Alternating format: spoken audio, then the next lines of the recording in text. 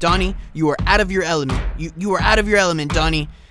For all my Big Lebowski fans out there, I hope you guys got that reference. Of course, the great John Goodman says that as he portrays Walter in the film. But anyway, where I was going with that was, what's cool about having my travel studio is that I get to go around and I get to interview people who are comfortable in their own environment and wherever they choose to do the interview. And so that couldn't have been more the case in my next guest, because when I walked in, I felt this glow, this aura of just history as soon as I walked in. I mean, he's got pictures all over the wall with people who are just huge names in the music industry. And it's funny because I'm standing there and I'm just letting this all bask in, and I'm talking about it with him, and he's like, oh yeah, this is just my regular studio. And that's even what he said when I asked him about it. It's just my regular studio. And I mean, he's worked with some of the biggest names of Britney Spears and NSYNC and the Backstreet Boys, and that's just to name a few. And it, of course, all started with humble beginnings, and then little by little it built up to where he is now, a famous producer and president of a music group. And, well, with that, I just want to jump in straight into the episode, and I hope you guys like it. And without further ado, Mr. Tim Coons.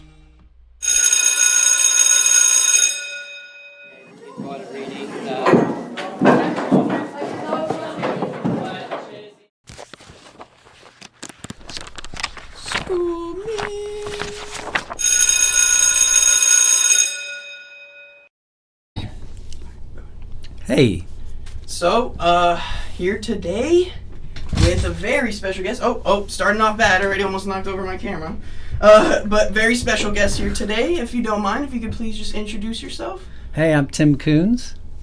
And what do you do, Mr. Coons? You can't be so humble. This is your time to shine. Gotta express everything that you do, everything that makes you great. Well, I sit here and I produce records a lot of the time with some of the greatest talent, I think, greatest young talent in the country. And right now it's been very, very special. We have, I'm the president of Cheiron Music Group. So Cheiron Music Group is a legacy label. We had years ago was the Backstreet Boys, NSYNC, Britney Spears, Celine Dion, Ace of Base. So a lot of really very well-known artists have been on this label. And you were showing me even before we started that, yes, you have such great names from the past, but even now in the future, you got, like you were saying, some of the greatest voices you've ever even heard. Yeah, we have the Beatline Boys now, and they're a 5-piece boy group, and they're absolutely amazing. I mean, I'm always about singing. I want to find the best singers I can find, and we're looking for very young talent. So these kids are young. They're 19, 19, 17, 15, and 14, and all the boys of the Beatline Boys, and they're just amazingly talented. They just started out really just the last few months, and we already have screaming crowds, and it's been pretty crazy. So I'm very curious when it comes to groups, in terms of when you have such a collective of great minds and everything, is it kind of that they kind of nominate a leader, or is it you choose a leader? Kind of, how does that system kind of work? I think that kind of emerges. You can't really pick a leader. They have to kind of emerge, and in the groups, usually one person is very more natural at speaking in front of crowds. It's not an easy thing to be a singer and a speaker. So.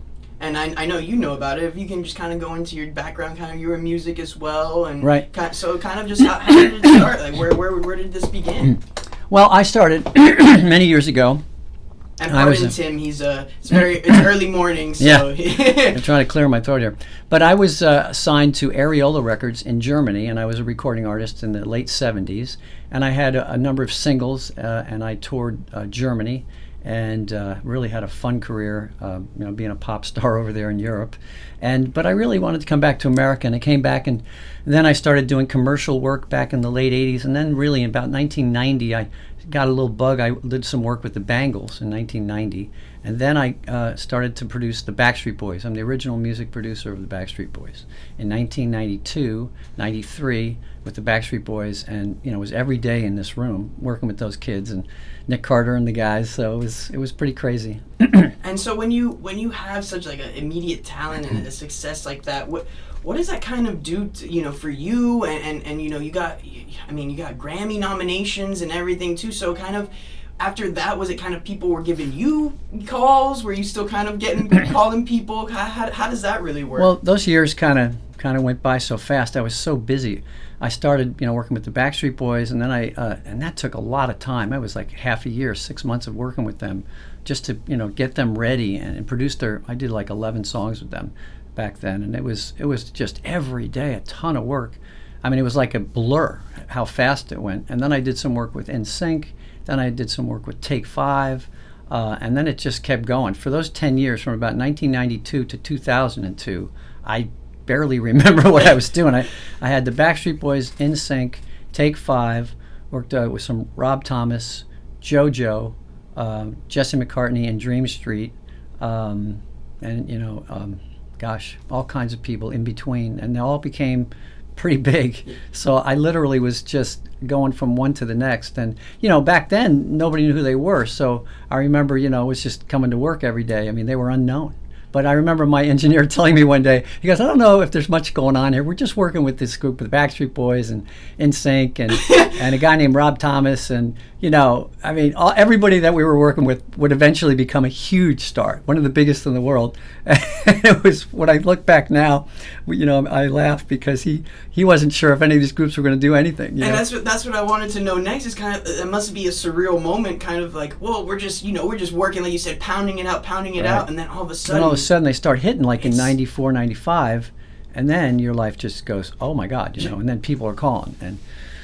And then all of a sudden I'm putting together my own groups. I put together the group Real, which signed with DreamWorks, and we and then that turned into another group called Third Phase, which signed to Sony, and we went on tour with Britney Spears. And so there's just one thing after the next was happening. It was insane. It was so much fun. And you kind of said it was a blur and everything, but I'm sure you enjoyed the moment too. You enjoyed everything that kind of went with it too. Yeah, I mean, I'm kind of the guy who likes to get the work done first and party later.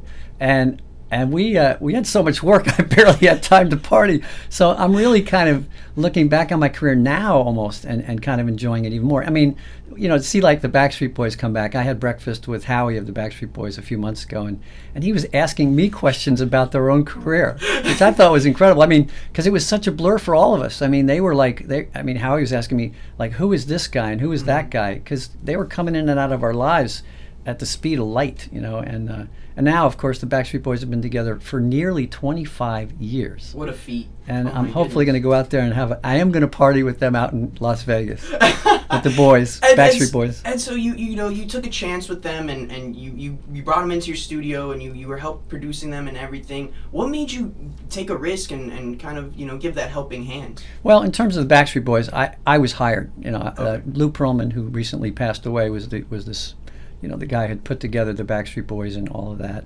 and became a very controversial figure. And I worked with him for 9-10 years. I had no idea about how that would all turn out, but he hired me from day one. I was the original guy there. Everybody thinks there's this big organization of people with the Backstreet Boys. It was me, Lou Pearlman, and his vice president, a guy named Bob Fischetti. It was three of us really in the very beginning that created all this. And there were a few other people too, and then of course other people came in like Johnny Wright and Donna Wright and the Wright people. So and they moved them forward big time. So it was an incredible little, almost like a music factory. We just kept turning them out. And you said you had NSYNC, Backstreet Boys. You even had Fleetwood Mac, which is one of my favorites. I love Fleetwood Mac. I didn't produce Fleetwood Mac. I was too young, but I worked with the back when I was in college. I worked with a production company. I think they were called Beach Club Promotions, and the person who ran that was named Joe Lambusta. He recently passed away too, but Joe Lambusta hired me as like his assistant, kind of head intern to keep an eye on everybody. At one point I was a stage manager for Elvis Costello. I was up there helping out with Fleetwood Mac. I worked down at the Lakeland Civic Center for the rehearsals for the Rolling Stones in the 1970s. I also was there when the Grateful Dead did their show in Lakeland, and I sat with Jerry Garcia one evening for 4 hours in his hotel room just talking about his life. And I've had some amazing experiences. Along with that, I got to sing with Paul McCartney one time, which was pretty cool. I sang The Long and Winding Road with Paul McCartney and had some margaritas with him and his to-be wife coming up, Heather Mills, and my wife, and we had just a great time up in Atlanta. And so, this business takes you to places you never dream. To be able to sing with Paul McCartney just for a little, in a little bar, with some close friends of his, and hanging out with him was probably the highlight of my musical career. And so when you look back and you think of all these names that you kind of worked with and everything, does it kind of surprise you? Does it even you kind of have to, because I walked in here and I was like, oh my goodness, I'm walking into history and this is incredible, but you're like, I do this every day, I come in here, so it's never, you never kind of just get used to it. It's always exciting for me because I work with kids that come in here, they're 14, 15 years old, and they just blow me away in terms of their vocals. And you just say, wow, you're starting out a new career. And I used to not think like this, but now I do actually think like, wow, I think this kid could actually be one of these people who's hanging up in my studio, and when I look around, it's like, I remember how they all started. And, if I had just done like one thing and it became big, I don't know if I'm just lucky or lucky and talented or whatever, but or both. It seems like a lot of good people have come through this studio and I've been involved with them in some way, so it's pretty cool. Well, I spoke to someone who's in the business, and they told me that you're someone who goes with your gut. When you feel something and you're very intuitive, that you go with your gut. And it's paid off, obviously, but do you usually go with your gut? Is that a fair assessment? Well, my gut and my musical brain. So I listen to an artist, and it doesn't, if I'm like on American Idol, I'm a judge. I get a kick out of watching these shows, and nothing against the judges. Look, they do what they do. But I sit here and I produce vocals, and that's my expertise. I'm a vocal doctor. I fix vocals. I do surgery on vocals. I take them apart and put them back together again. So having to do that for a lot of my career, I've wanted to work with kids that are already phenomenal when I start with them. So I've gotten to that point where I'm working with kids that are just ridiculously good. And with what I know how to do, I can raise their level. So if they're really, really good, I can make them sound like super really good. I can raise them up 2 or 3 notches with the technology and these secrets that I know, to teach a 14-year-old. Okay, you're singing a little ahead of the beat. You need to slow down, or you need to really sit in the groove, or you're a little flat, or you're a little sharp. And there's little tricks that I can show them how to get better, and they get better fast. Because I basically, after all the years, figured out that all singing is 3 things. It's pitch, it's timing, and it's feeling. If you sing with great pitch and great timing, that's the technical part of singing. And then you throw incredible feeling into it, and then you've got the trifecta, and then you're amazing. That's the kids I'm looking for. I'm looking for the 3 at the same time.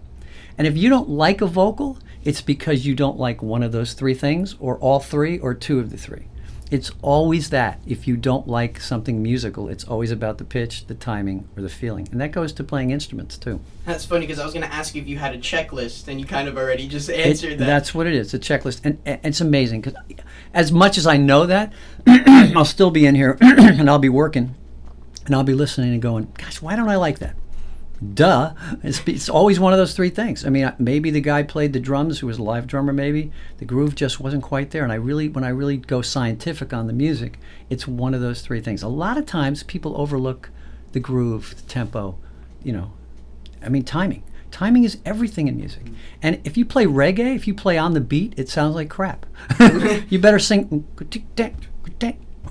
Those little ding are a little bit late, and the snares, it's a little late.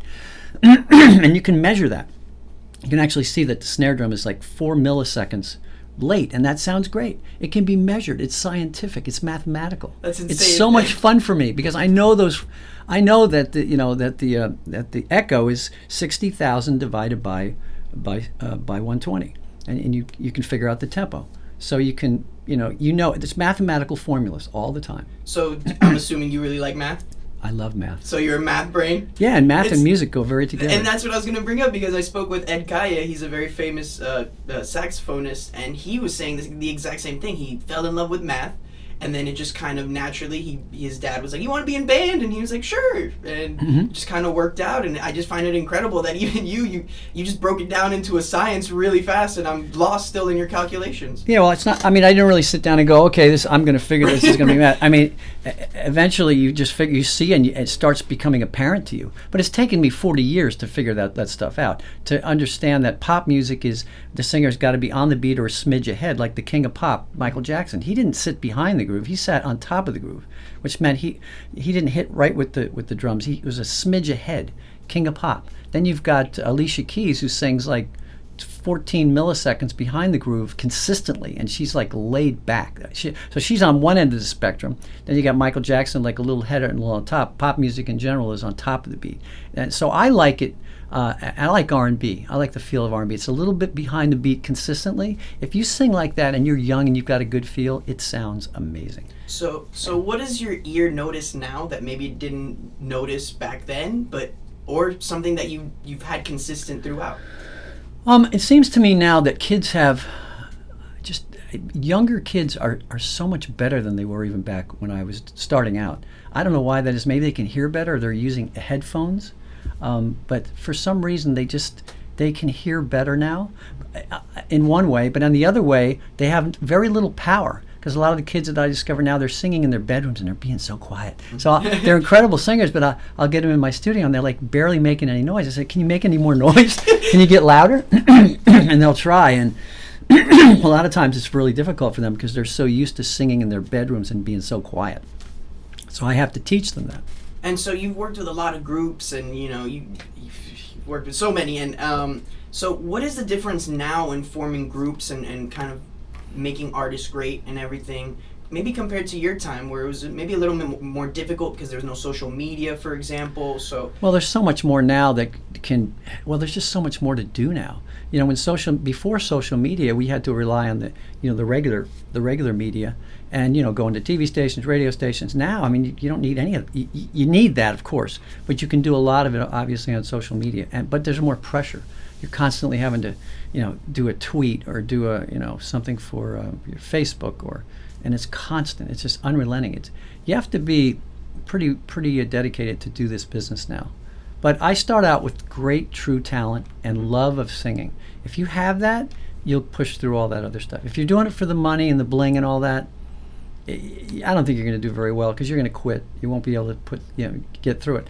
I love these kids that I have signed to Cheiron Music Group because they all truly individually love to sing and perform. They want to do that no matter what. It's just their passion. And absolutely. That's all they're doing. They're following just their passion. And I think anybody who's successful just needs to pick up a passion, follow it, and then the rest kind of falls into place. Absolutely. And so I wish we could talk more about this, but 15 minutes, I got to change up the subject. I want to get more to know about you. So I did some research and I found out, so you're from Queens. So are you a Mets fan? I'm assuming you're a Mets huge fan. Mets I hear fan. You're a huge baseball fan, so I wanted to know, so do they still call you Arms and Legs? Does anyone still call you Arms and Legs? I guess you dug that up somewhere.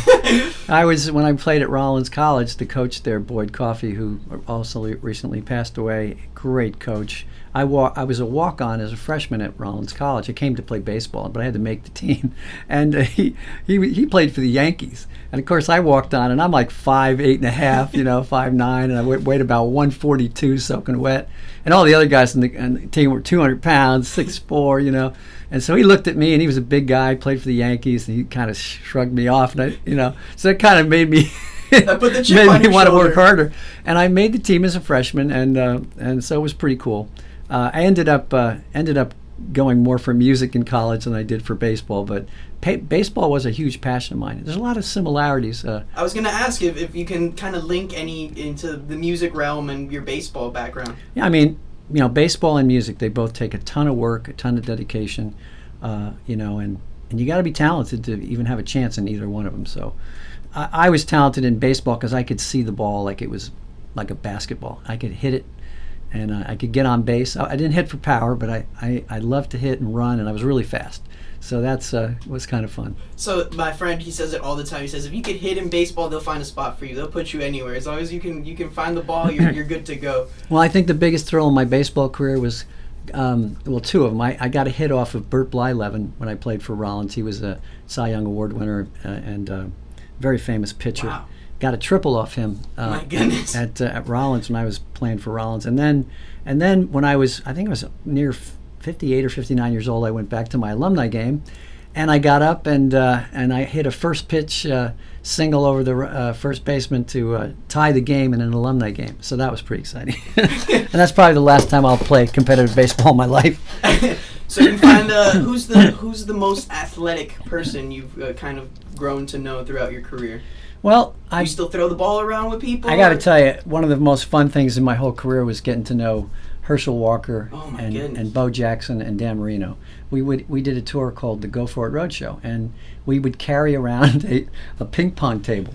And so, of all the people in the world, Bo Jackson is an incredible ping pong player. Really? So one day I'm walking down the aisles backstage, and I get a tap on my shoulder, and I was new on the tour, and I turn around, it's Bo Jackson. And he looks at me, he goes, Coons, let me see you at the ping pong table in about 10 minutes. And I'm thinking to myself, oh my God, I have to play ping pong against Bo Jackson. And that's a crazy story. Yes. And he goes out there, he's got the biggest hands. He takes the paddle and sticks in his hand. It's like, he just holds it like that, not like that. And he takes it, he's going whap like this. And we're playing this competitive ping pong game. And he beats me in ping pong. I'm thinking if I could ever beat a famous athlete, it would be in ping pong. Right. And he beats me in ping pong. It was a great match, though.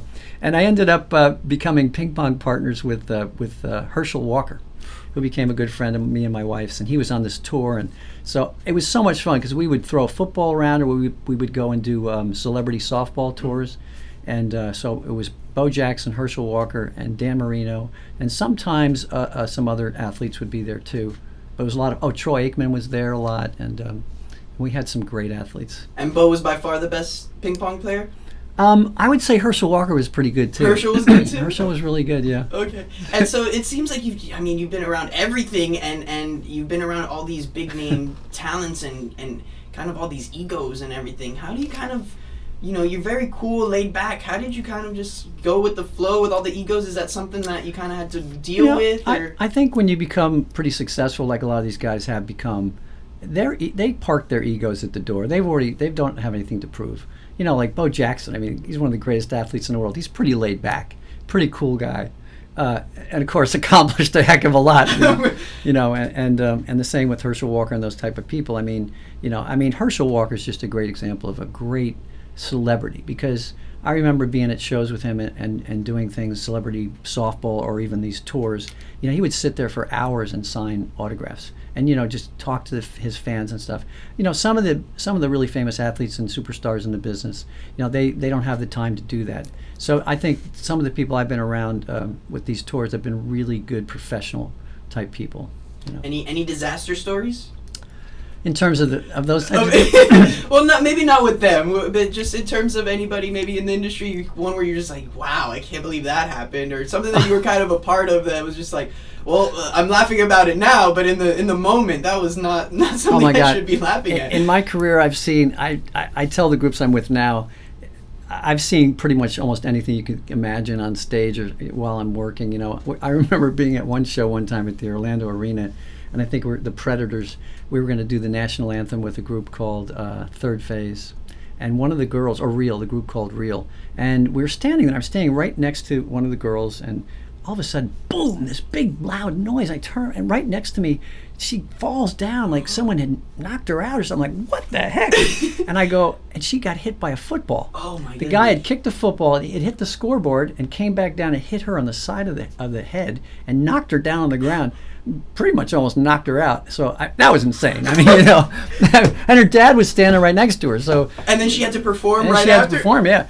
And then in that same group, we had one other girl slip and fall and get 5 stitches in her chin. Goes to the hospital, gets it sewed up, and comes back to the show. That was pretty amazing. We've had the power go out. We've had, just so many crazy things. Oh gosh, another girl. She fainted. Fell off the stage, and I had to stop the show, and just some crazy things like that would happen. But it seems like you have wonderful memories. But with these new memories that you're forming, what do you like about, or what's different about them? Well, right now it's fun because I don't know. I guess I'm older, I have more experience, and I'm able to have more say in who I'm going to be working with. So now I've really hand chosen 11 of the most talented young kids in the country. They're all under the age of 20, and most of them are between the age of 14 and 17. And when I say they're good, I'm saying world class, as good as it gets. And people that know me in this industry, in the music business, know that Tim Coons likes to find great singers. And I like to be known for that. And I'm proud of that, you know. I think I've found and discovered some of the greatest young singers, you know, in the world. So I'm pretty proud of that. So I asked you before, why put such great talent, like you're saying, inside of a group if they're so good by themselves? Well, starting out as an individual, you know, it's not all about just your singing ability. It's not all about your ability, as opposed to like a sport. Okay, if you're great in sports, you don't have to entertain. You get up and hit a home run, you don't have to say nothing. You don't say nothing. You get up, hit a home run, run around the base, and go sit down. You know, in music, you can hit a home run, but you got to be entertaining doing it. So if you're just a great singer, that's not enough today. You've got to be camera ready. You've got to be able to look in the camera and smile and get people excited. You know, I mean, some great singers can kind of get away with very little performance, but today you've got to really have the whole package. You've got to be able to perform and be good on camera and do interviews and entertain and talk to the crowd. Would you say that's kind of the it factor? Yes. Being able to do many things, you know, the triple threat, being able to dance, sing, and act. Always looking for that. One of the greatest I ever worked with was Joanna Levesque, and I remember her when she was 11 years old when I first found her, and she took her first private jet ride with me to go talk to our people, and you know, I remember how excited she was. But she was 11 and basically dragging her mother around because she was that talented, and she'd get up in front of anybody and sing, and was as good as it gets at 11 and 12 years old. See, that's what blows my mind, is that they're so driven at such a young age, and they're so talented. It kind of blows me away that they don't, one, let it all go to their head, and two, kind of just, I mean, obviously it happens to some people, but you know, like you're saying, JoJo, for example, and it kind of just amazes me that they have such an age to being so young where they can kind of separate.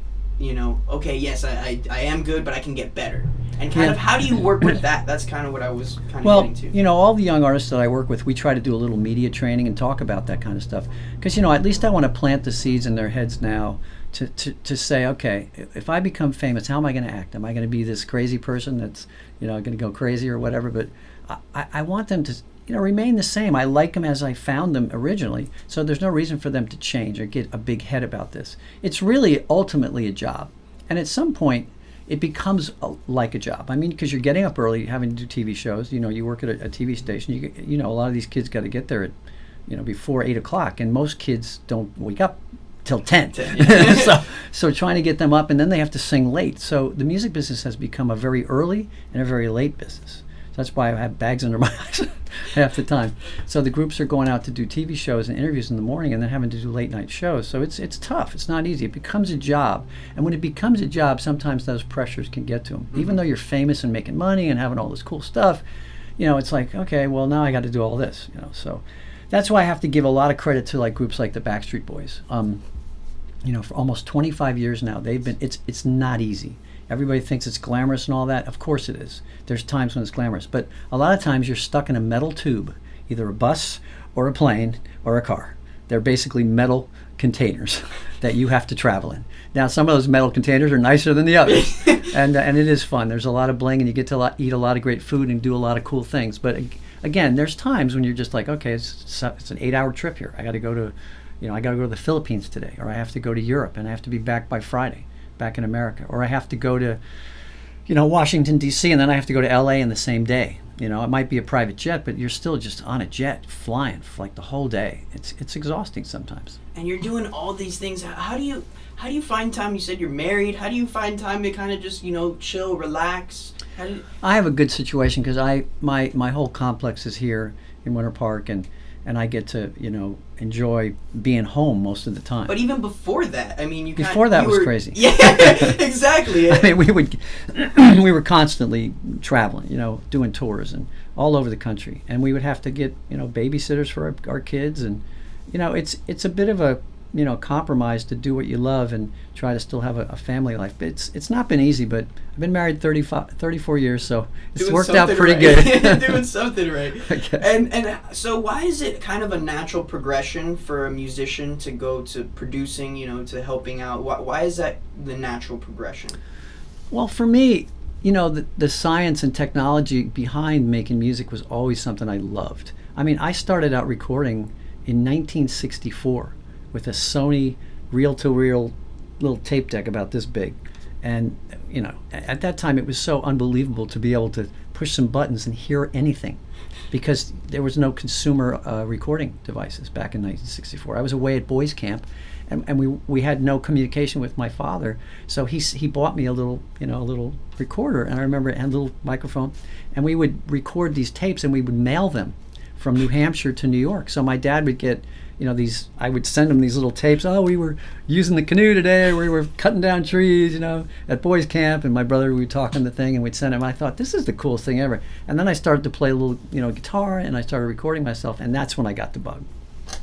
Oh my God, I can record stuff, I can overdub stuff, and I can add more voices. And so I was recording pretty technically, complicated stuff by around 1968, 69.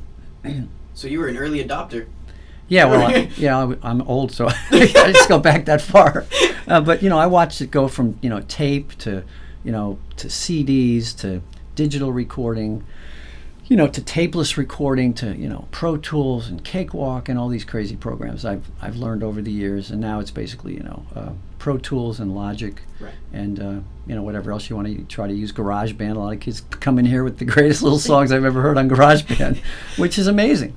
And and some kids get on their phone and make beats. So you can make music if you have a good musical brain sitting in your anywhere on your phone. So last question. So if you were talking to a younger Tim Coons, or to someone who kind of wants to be like you when they grow up, what would you give them as advice, or what would you say is the most important thing to keep at?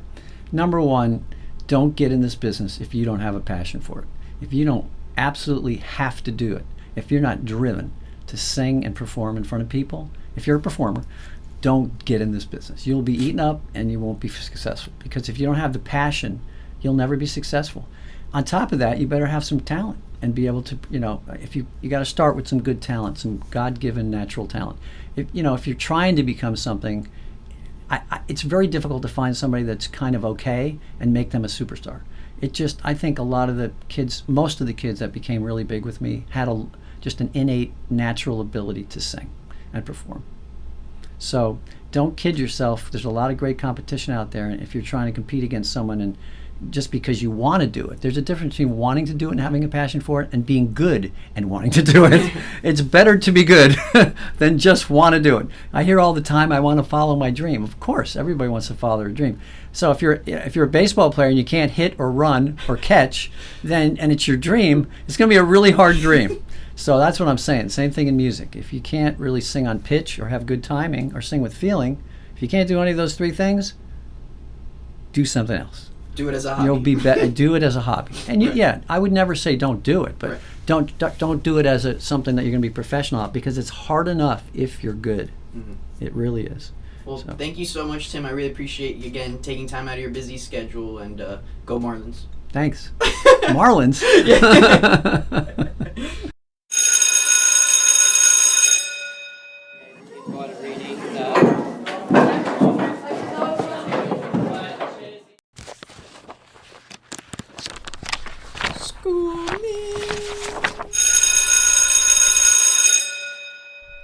Maybe I should have told Tim that I was from Miami first, huh? Maybe that's why he didn't get that Miami Marlins reference.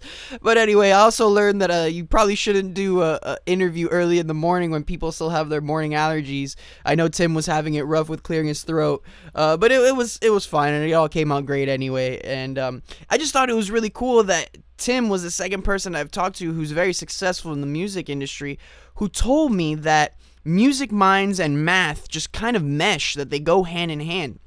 And then I thought it was super cool that he also dropped this nugget of knowledge, that he said that to be a successful singer, you have to have pitch, timing, and feeling. And in my head, I'm here thinking, oh my goodness, you have to jump through all these hoops and do all these tricks and do everything to be super successful. And he said, no, you just boil it down to these 3 things. And then, of course, that got me thinking of the famous quote, the ones who make it complicated never get congratulated. And so I just thought that was such a cool little tidbit of knowledge that he dropped. And so I chose to drop the episode today on December 16th because Cheiron Music Group, one of their talents and one of their groups, they're dropping their first ever song, and it's called Beat Lines Here. And of course, I'm going to play it at the end of the episode. And so I just wanted to, again, remind you that if you haven't subscribed to iTunes, if you please could. And if I really do want to hear back from you guys, so if you guys can send me comments or questions or maybe an idea of someone else that you would like to hear to be interviewed. I've gotten some great ideas from fans in the past. So I would just love to hear what you guys have to say. And of course, I hope that you guys find your passion, pursue it, and peace.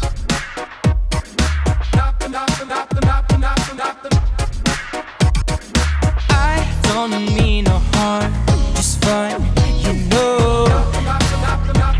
Don't mean no harm, Take my hand and we can lose control.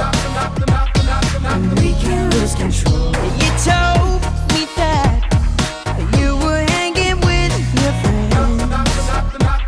You're hanging with your friends. But you know that we'll be dancing till the night ends. Yeah. Dancing till it ends. Beat lines here, drop the mic.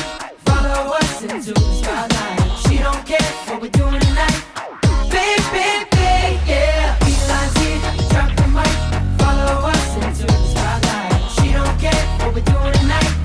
Baby, yeah. She don't care what we're doing.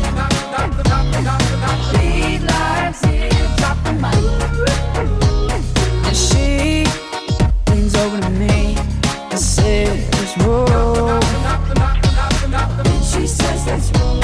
And I'm holding tight and never letting go.